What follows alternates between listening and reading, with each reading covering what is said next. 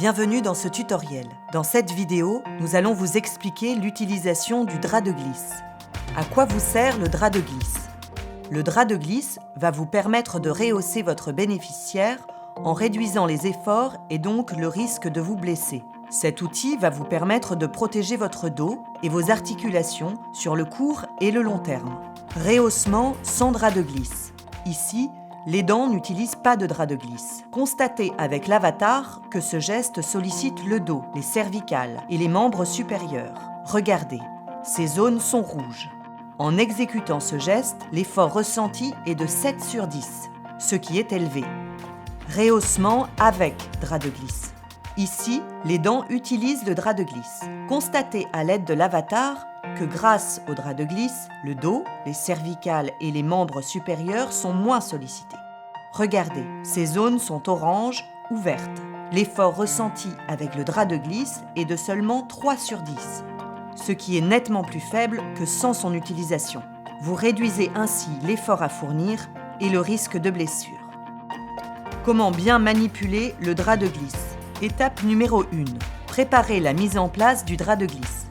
Prenez le drap de glisse, assurez-vous qu'il soit à l'endroit. Vérifiez que les coutures soient bien à l'intérieur et l'étiquette à l'extérieur. Si ce n'est pas le cas, retournez-le. Puis, réservez le drap de glisse à portée de main du lit du bénéficiaire. Mettez le lit du bénéficiaire à hauteur de votre taille. Étape numéro 2, mise en place du drap de glisse. Retirez la barrière.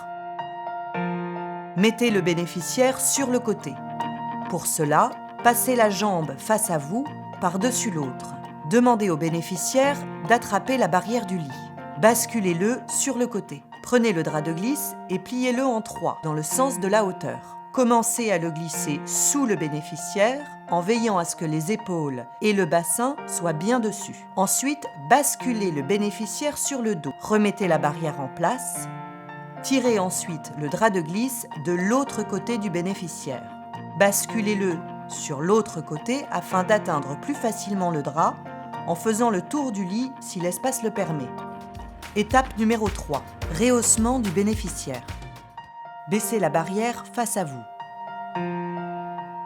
Demandez au bénéficiaire de plier les genoux.